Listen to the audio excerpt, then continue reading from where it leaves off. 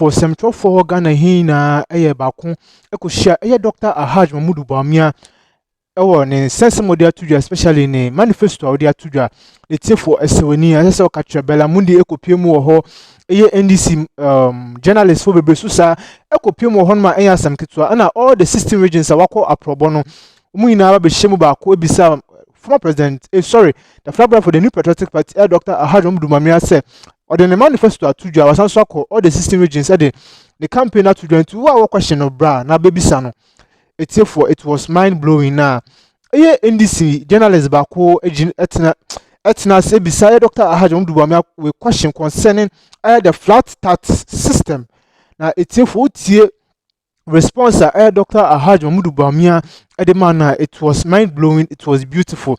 What an intellect. It's for utumi say nipa we Dr. Ahaj Mahmoud Bawumia our custodian same to join to say yes mape onimade, and not only that he can take the country very far. When is some of the tudwa ne for more money pa na NDC journalist chenche ejina honom pa ebom nsem utie audio na to say they are clapping for Dr. Ahaj Mahmoud Bawumia. It is mind blowing. Tia sembreno quickly yekonen ko tie nsama Dr. Ahaj Mahmoud Bawumia editu dwa ambra medamu ina ase. Your Excellency, respectfully, there is a saying that we should cry our own cry. You made a promise to teachers that you give them the opportunity of having cars.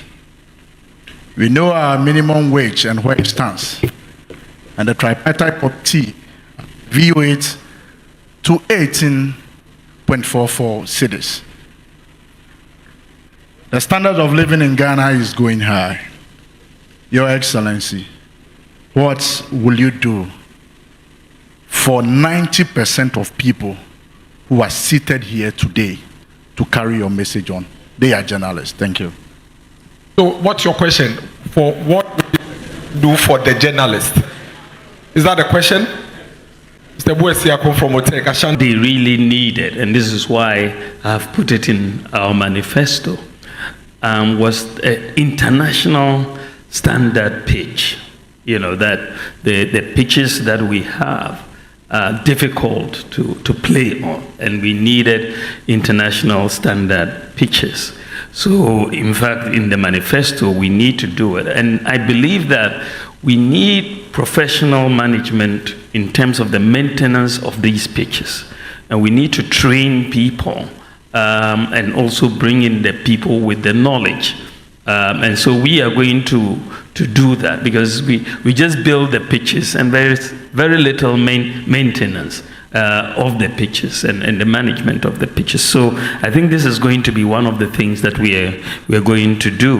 The building of the 5 other stadia, as I said, you know, we've made that commitment actually as far back as 2019.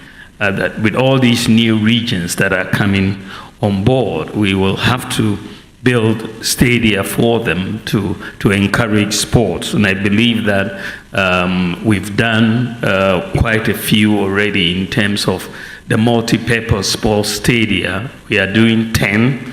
We've completed 6. 4 are almost done. And we are going to do another 5. So, I mean, the record is there that we've done 10. I think that we can do another 5 without much of a problem. Then the question came on the flat rate and whether second-hand clothing and spare parts will be paying the same rate.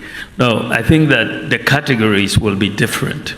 And with the flat rate, what we want to do is to bring a lot more predictability in import duty payment. At the moment, there isn't predictability, and there's a lot of discretion that seems to come in from time to time. And so what we are saying is that we're going to bring in a flat rate in cities. So if you are bringing in spare parts, and there's a 40-foot container of spare parts, you will know exactly what the duty is for the spare parts, say 20,000 cedis or 15,000 cedis or 30,000 cedis. It's a flat rate. So when the 40-foot container arrives of the spare parts, then you know you'll pay 40,000. If you are bringing in second-hand clothing. And that is attracting 20,000 cedis duty. You will know beforehand that it will come. It's not that it will arrive and then the price will change, because they will say the exchange rate has changed, so you pay more. But it will be a flat rate. So there's not going to be any confusion. Chicken will attract a different rate from, spare parts will attract a different rate from rice, will attract a different rate from second-hand clothing. But you will know beforehand, before the goods before you import the goods, they will all be published. And so that we get away from, these under-invoicing and misclassification issues. These are really hampering revenue collection. Many importers invest time in misclassifying. They'll bring in chicken and they'll say it is fish or something. But the misclassification and so on, we will have to deal with that. Then the issue about cars for teachers and what we want to do for journalists and all of that. I really believe that one of the major problems, and we address this in the manifesto, that hampers workers and livelihoods in our country is the fact that we operate a cash-based system. Unlike in the advanced world where they operate a credit-based system. So in ab initio, life is much harder if you are a teacher in Ghana versus if you are a teacher in the US or the UK. Even if you are paid the same amount every month, the teacher in the UK will consume probably 5 to 6 times more goods than you in Ghana. Why? Because they are able to obtain credit and pay over time. And so, but we in Ghana here, we have to accumulate cash for whatever we want to buy. If you want to buy a car and the car is costing 100,000 or 150,000, you have to look for 150,000 to pay for the car. But if you were in the UK, you'll probably be paying 1,000 every month to pay for the car, or much less. But so your salary goes along a much longer way.